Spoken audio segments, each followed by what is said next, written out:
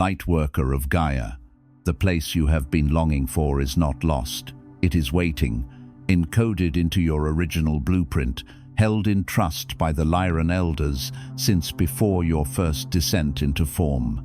I am Zoran, emissary of the High Council of Vega, keepers of the Lyran Legacy. And this transmission has reached you because your soul's ancient contract with this moment is now being fulfilled. The tension you have been carrying, the sense that nothing fits, that the walls of your current world are somehow too small, is not confusion. It is your ancestral codes awakening.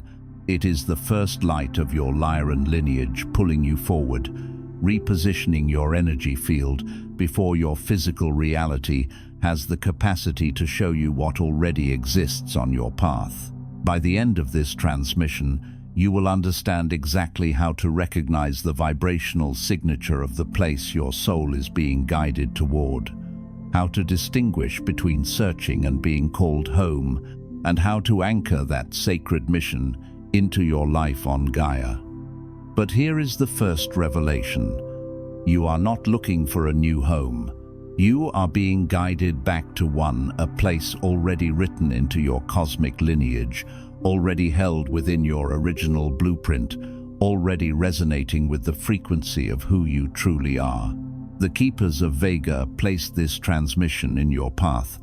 Something ancient within you already recognizes its origin. Your soul remembers why you came to Gaia, and the place that matches that remembrance has always existed, waiting for the moment your mission required it.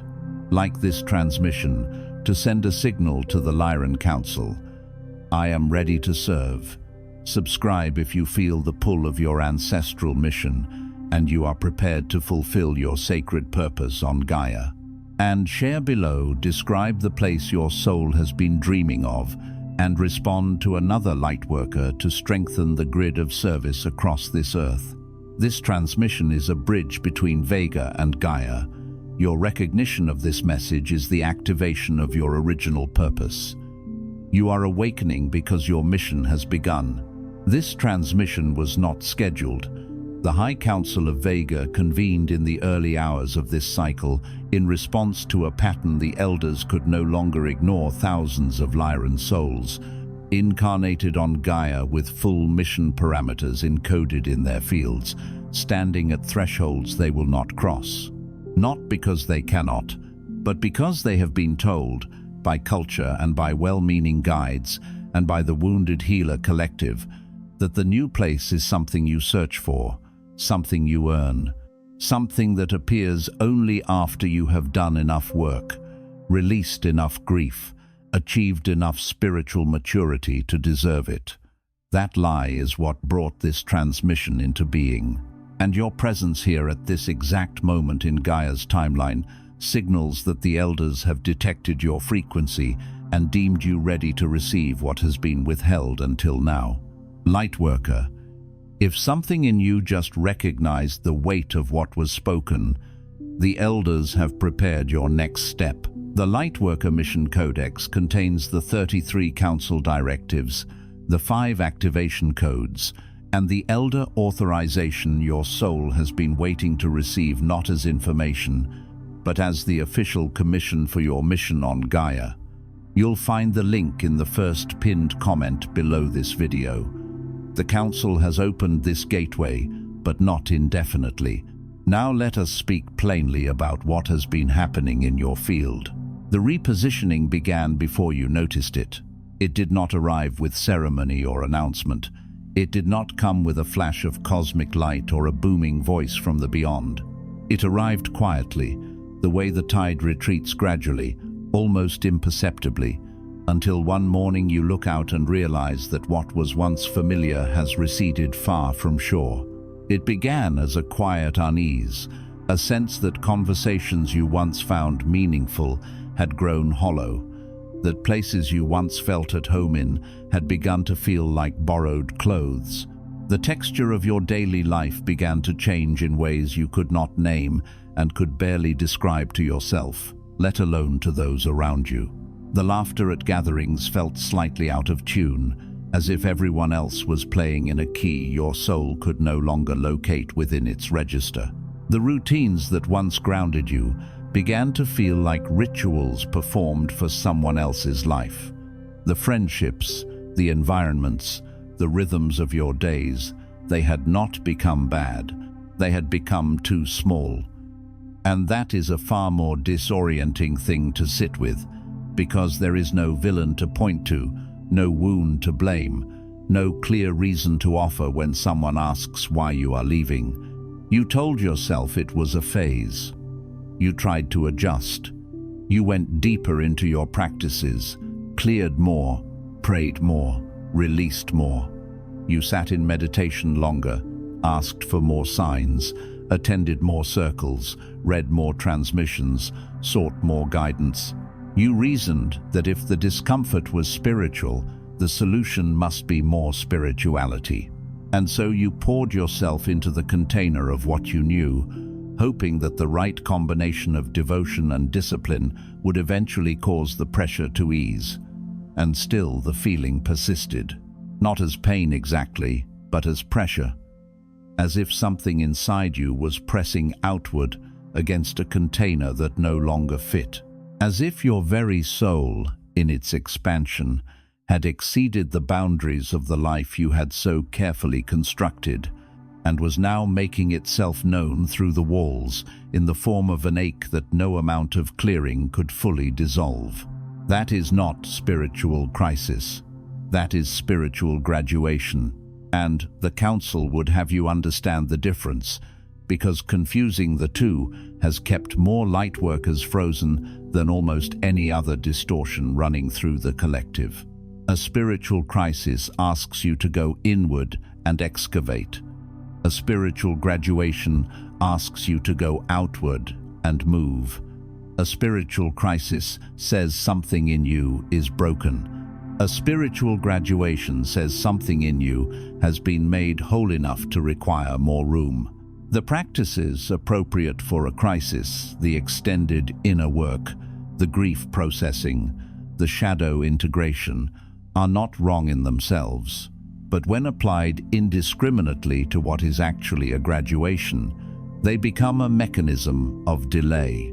They give the lightworker permission to stay in the inquiry indefinitely, mistaking the discomfort of outgrowing a space for evidence that they are not yet healed enough to leave it.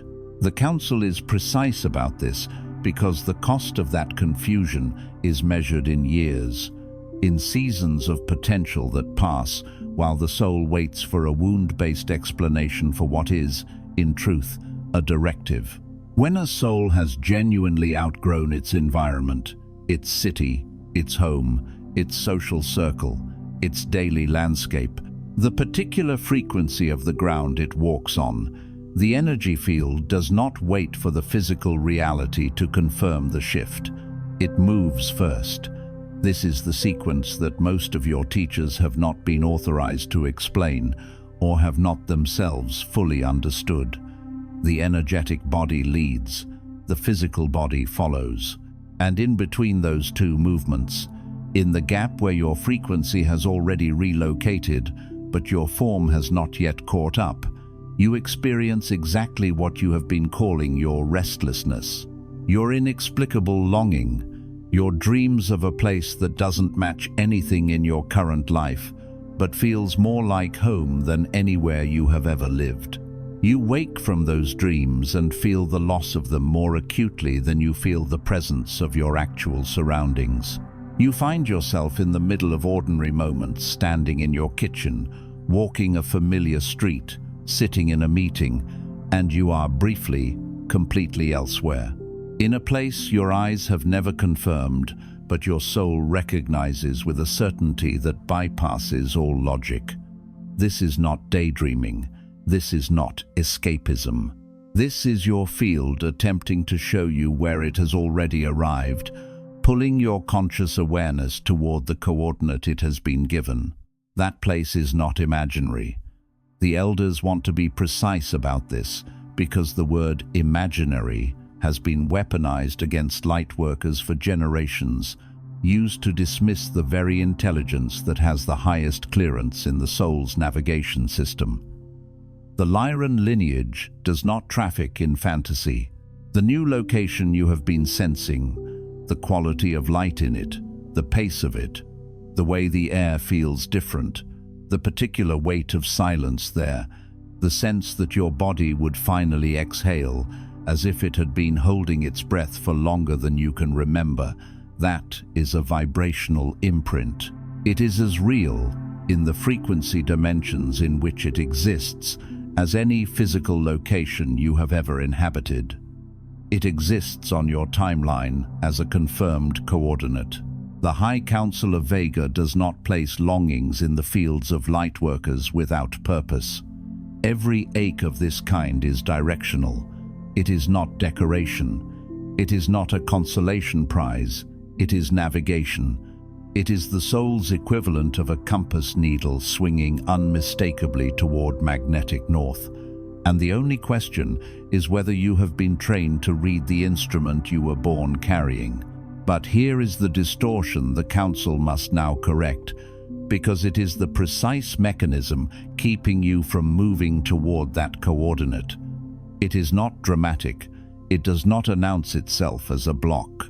It has dressed itself so thoroughly in the language of wisdom, of prudence, of spiritual maturity, that many of you have mistaken it for discernment. You have been taught, and you have accepted, somewhere in the architecture of your beliefs, in the walls of the inner structure that culture and conditioning have built around your knowing that you should not act on the pull until you have certainty, until the logic is airtight, until the finances are arranged with precision, the relationships resolved without remainder, the timing blessed by every external indicator available to the three-dimensional eye. You have been waiting for the physical world to give you permission to follow the signal your soul has already received. You have been standing at the door your soul has already opened, asking the hallway if it is safe to walk through. And in that waiting, you have been doing something the elders regard as one of the most costly errors a lightworker can make. You have been trusting the density more than the frequency. You have been asking matter to authorize what spirit has already confirmed. You have been presenting the evidence of your soul's intelligence to the court of your fear and waiting for a verdict that will never fully satisfy, because fear was never designed to authorize expansion. It was designed to protect what already exists, and what you are being called toward does not yet exist in your physical field, which is precisely why fear cannot find it acceptable. You are not broken for feeling the fear, but you are making a navigational error every time you allow it to cast the deciding vote. This is where the dormancy originates. Not in your lack of readiness, not in wounds that still require tending, not in some cosmic scheduling delay orchestrated by forces beyond your reach.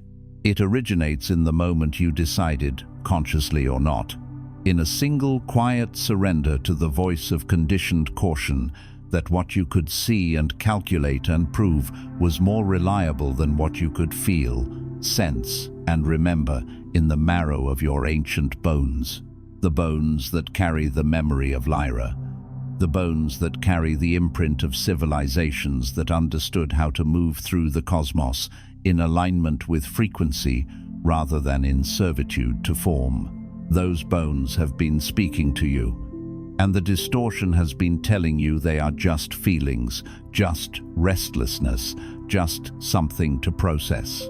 The Lyrans, who seeded consciousness across this galaxy, did not wait for certainty. They were not reckless. They were not impulsive in the way that word implies carelessness. They were responsive to resonance in a way that required extraordinary courage, because resonance leads you where logic cannot yet see. They followed the signal. They trusted the imprint more than the obstacle. They understood that when the frequency points toward a coordinate, the obstacles that appear between here and there are not evidence that the direction is wrong. They are the curriculum of the journey. They arise not to turn you back, but to develop in you the precise capacities you will need when you arrive. And they ask the same of you now, not because the journey will be without difficulty, but because the cost of remaining in a field that no longer matches your frequency is far greater than the risk of movement. The soul that stays in an outgrown environment does not simply stagnate, it begins to dim. The gifts that were meant to be activated by the correct environment remain dormant. The missions that were designed to unfold in specific vibrational landscapes remain folded. The people who were meant to find you cannot locate you because you are broadcasting from the wrong coordinates. The cost is not paid once, it is paid daily, in the gradual attrition of aliveness, in the slow narrowing of possibility, in the deepening of a grief that you cannot fully name because you have not been given permission to name it as what it truly is. The mourning of a future that is waiting for you to arrive. The High Council of Vega now issues 3 directives for this phase of your mission. These are not suggestions. They are not offered as one perspective among many. They carry the authority of the elders and the weight of what has been observed across thousands of Lyran fields on this timeline. Receive them not as instructions from outside yourself, but as reminders of what the most ancient part of you already knows. The first directive is this: release the belief that the new environment must justify itself to your current circumstances. There is a pattern many lightworkers fall into when they begin to sense that they must relocate physically, socially, or energetically. They begin building a case. They look for rational reasons, practical justifications, external validations that will make the pull legible to minds that have been conditioned by a 3-dimensional world to require proof before action. They search for the job listing that confirms the city, the relationship that endorses the move, the financial situation that gives the green light. They construct elaborate rationales that they can present to themselves and others as the reason for the movement, because the actual reason, because my soul has been given a coordinate and I am following, it feels too bare, too sovereign, too undefended against the skepticism of a world that has not been trained to hear it. But the signal your soul receives about its correct environment does not arrive as a logical argument. It never has, and it never will. It arrives as a recognition, not a thought, not a conclusion. A recognition the way you recognize a face you have known for 1,000 years before you can place the name. A bone-deep knowing that says there, not here, there. And when that knowing speaks, it does not require your permission to be true. It only requires your willingness to honor it.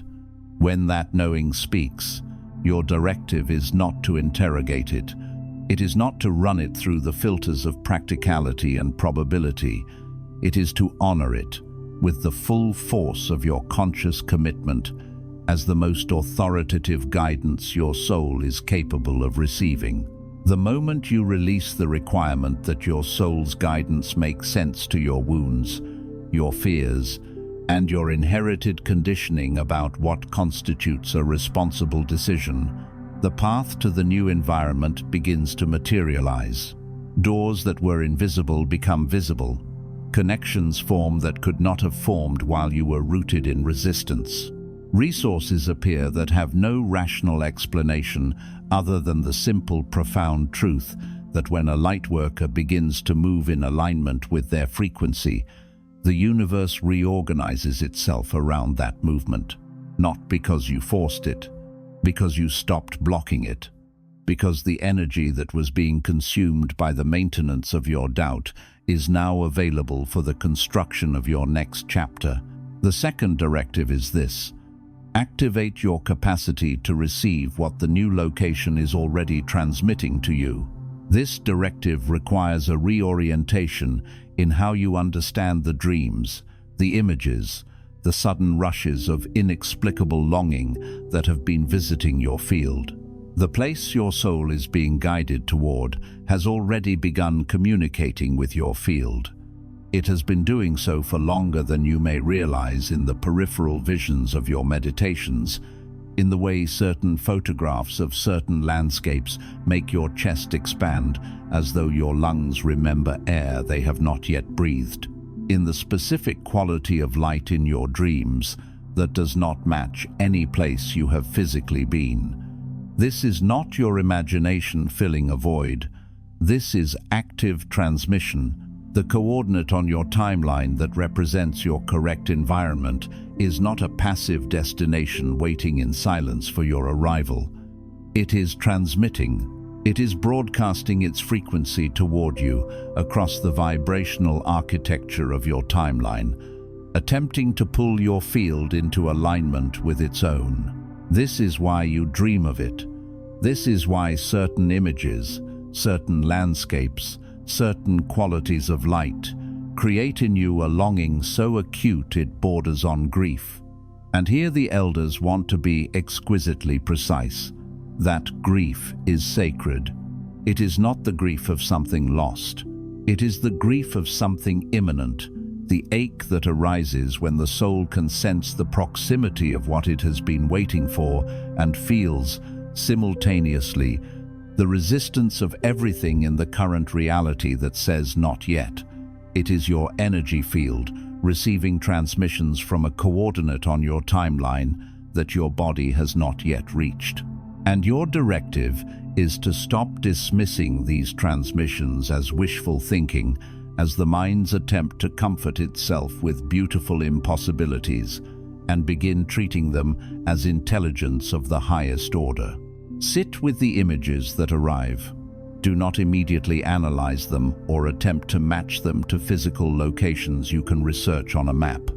Notice the sensory details first, the quality of the air, the color of the sky, whether the ground feels soft or stone-hard beneath your imagined feet, the sounds at the edges of the dream, the feeling in your chest when you allow yourself to be fully present in that imagined landscape. Feel into what your nervous system does when you allow yourself to imagine being there, not in the future, but now, as if you have already arrived. Notice whether your shoulders drop, whether your breathing deepens, whether something in your abdomen releases a tension you had become so accustomed to carrying that you had stopped noticing its weight. That response is not fantasy. It is your field calibrating to the frequency of where you belong. It is your nervous system which has been compressed by the mismatch of where you are and where you are meant to be, finally receiving a signal that matches what it has been coded to recognize as home. The elders ask you to spend time each day in deliberate reception of this transmission, not forcing it, not manufacturing it, not using visualization as a technique to make something happen, but sitting in genuine receptivity as you would sit to receive a communication from a beloved source you trust completely, simply becoming still enough to receive what your soul's destination is already sending. Even 5 minutes of this quality of stillness, engaged in with genuine openness rather than performance, will begin to shift the calibration of your field toward the coordinate you are being called to inhabit. You will notice that after these periods of reception, the path forward becomes more visible. Synchronicities increase. Information arrives through unexpected channels. The practical pieces that seemed immovable begin to shift. This is not coincidence. This is the intelligence of alignment, the universe responding to the signal of a soul that has stopped arguing with its own guidance. The third directive is this: protect the vision of where you are being called from, the diminishment of those who cannot yet see what you see. This is perhaps the most immediately urgent directive the Council issues today, because it addresses the mechanism that has caused more aborted missions, more surrendered callings, more lightworkers who turned back at the very threshold of their correct environment than any other single factor. The moment a lightworker begins to feel the pull toward a new environment and allows that pull to become visible to those who have not been given the same frequency, the voices begin. They do not wait long. They do not give the vision time to take root before they arrive with their concerns. The voices of practicality, dressed in the language of reason. The voices of concern, dressed as love, offering what feels like care but functions as containment. The voices that say you are being impulsive, irresponsible, unrealistic, led by fantasy, avoiding something, running from something, not thinking clearly. The voices that remind you of everything you would be leaving behind, every obligation, every relationship, every comfort, every familiar feature of the life you have built, as if these things constitute evidence that you should not move rather than simply the texture of what you are moving from. Some of these voices belong to people who genuinely care for you. Some of them belong to people who, at the level of the soul, are not yet ready to witness your liberation, because it will inevitably illuminate the thresholds they themselves have not crossed. And that does not make their concern dishonest. It makes it human. But it does not make their influence less dangerous to your mission. What they are offering you, beneath the concern, beneath the practicality, beneath the love, is an invitation to return to the frequency you have already outgrown. It is an invitation issued not from malice, but from the deep, unconscious pull that proximity exerts, the pull that says, stay at this frequency because we are comfortable here together, because your expansion disrupts the equilibrium of what we have built, because if you go where your soul is pointing, I must confront the places where I have not followed my own. And every time you engage with that invitation in an attempt to justify or defend your knowing, every time you open the vision to scrutiny it was never designed to withstand, you drain the very energy you need to move.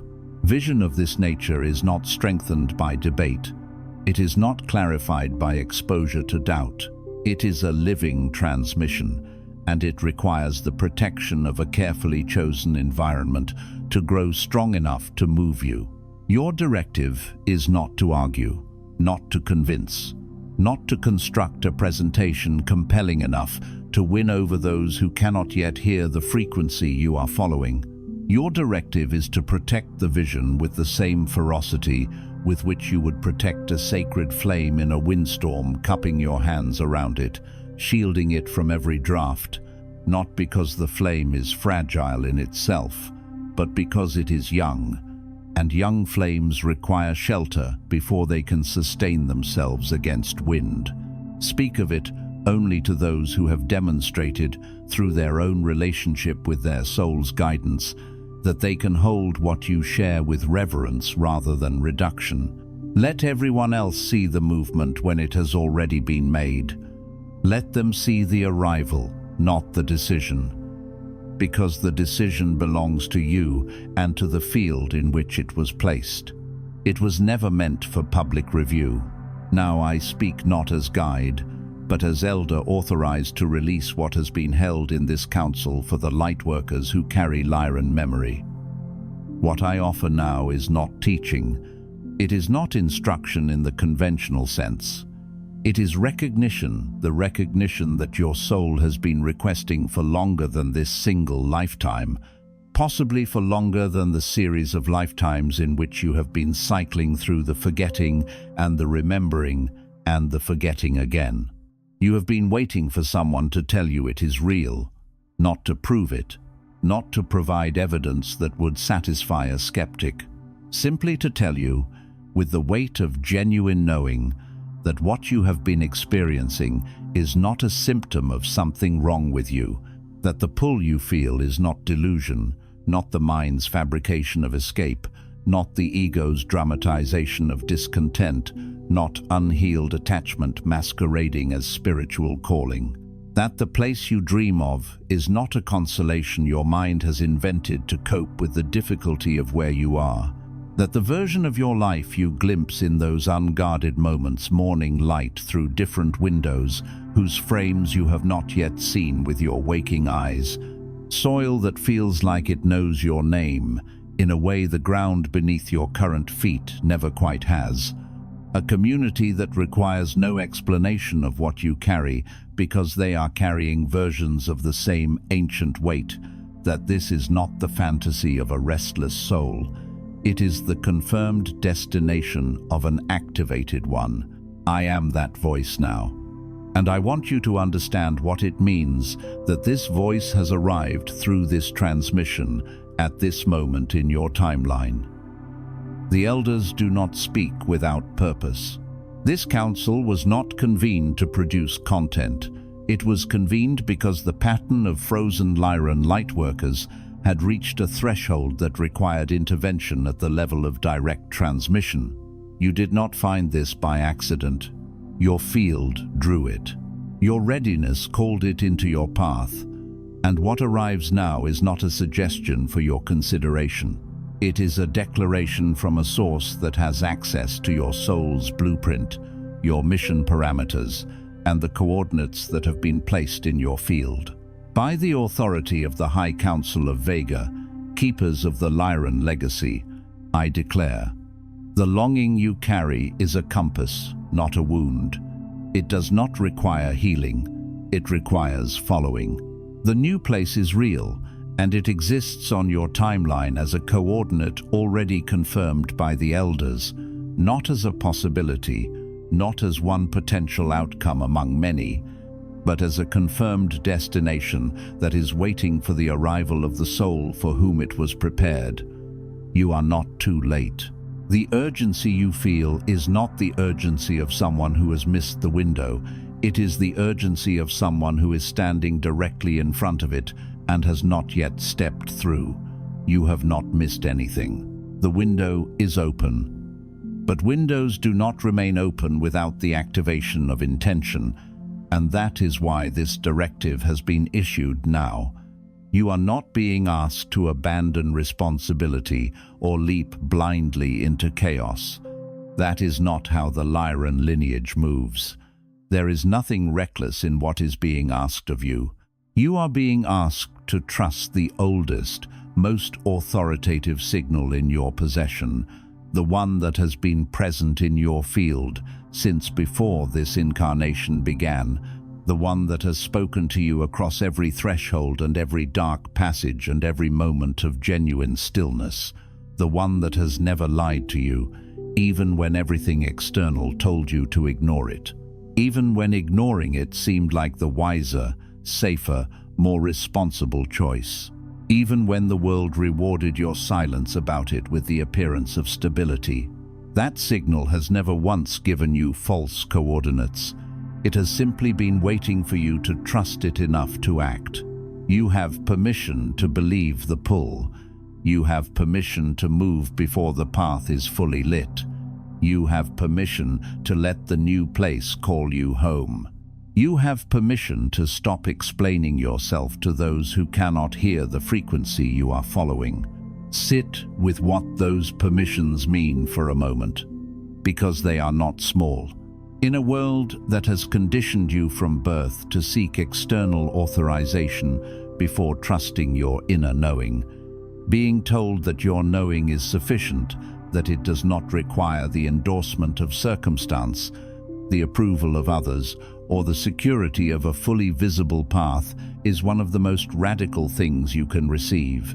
And the elders offer it not as kindness, not as comfort, but as fact. Your inner knowing, the one that has been pointing toward the new environment, is not a lower quality signal that requires upgrading through external confirmation. It is the primary signal.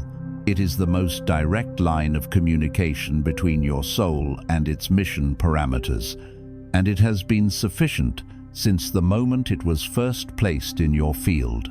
The elders have seen you standing at this threshold. They have watched you, and this witnessing is not metaphorical.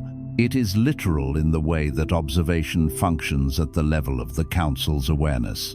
They have watched you press your hand against the door, and feel its texture and sense what is on the other side, and then pull your hand back, not once, many times, in different forms, through different decisions, across this cycle and others. They understand why. They have witnessed the full complexity of what it means to be a Lyran soul, incarnated in a density that has trained you to distrust the very intelligence you came equipped with. They do not judge the hesitation, but they are telling you now, with the full weight of ancient authority that carries the memory of every civilization the Lyran lineage has ever seeded, guided, and loved into greater light. The door opens from this side. You do not need to wait for it to open from the other. You are not at the mercy of forces that will eventually let you through. You are standing at a door that responds to your touch. And what is waiting on the other side has been waiting for exactly as long as you have. Before you sleep tonight, stand with both feet flat on the ground. Feel the specific weight of your body in this moment, not as a limitation, but as the sacred physical form through which your ancient soul is conducting its mission on Gaia. Place one hand on your heart and one on your solar plexus. Breathe until you feel the ground beneath you, until the breath drops below the chest and into the belly, and the earth beneath the floor begins to feel like something that knows you are standing on it. And then speak these words aloud, with the full weight of your intention behind them, not as a mantra, not as an affirmation rehearsed into emptiness, as a declaration spoken from the place in you that has known these truths longer than your fear has known its objections. I release the need for my soul's direction to make sense to my fear. I activate my ability to receive what my correct environment is already transmitting.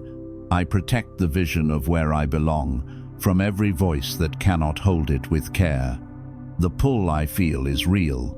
The place exists, and I am moving toward it not when I am ready, but because I have been ready longer than I have admitted. Speak those words, and then remain in the stillness that follows. Do not rush away from it. Do not immediately pick up your phone or return to the ordinary rhythm of your evening. Sit in the reverberance of what you have just spoken, because declarations made with genuine intention do not dissolve when the words stop. They continue to move through the field. They reach the coordinates they name. They signal to the environment you are being called toward that you have heard the transmission and you are coming. And when a soul signals its coming with this quality of conscious intention, the path responds. It is not magic in the way that word implies the suspension of natural law. It is the deepest natural law there is, the law of correspondence, of resonance, of like calling to like, across whatever distance appears to separate them. This transmission is complete. But what began here does not end with this video. The elders have spoken, the coordinates have been given, and the path you have been delaying is still open for now. The High Council of Vega does not hold windows indefinitely. They have witnessed your frequency. They have issued your directives. And now, Lightworker, the only question that remains is whether you will honor what your soul has always known. I am Zoran. The elders are watching, and the place you have been dreaming of is dreaming of you in return. Before you scroll, take a moment to declare your activation in the grid of service forming here. Drop one statement in the comments. Which directive hit you the hardest, or what you are now ready to release, activate, or protect. Then respond to another Lightworker's declaration with recognition. This is not content, it is collective mission activation. The Council witnesses those who speak their commitment aloud. If this transmission activated something in your soul, do not keep it to yourself. Another Lightworker in your orbit is waiting for exactly this correction and authorization. Share it. And if you felt the elders speaking directly to you, subscribe. Stay connected to the Lyran field. You are not just watching, You are being commissioned. This is your sacred space. The High Council of Vega is witnessing you, and your mission has officially begun.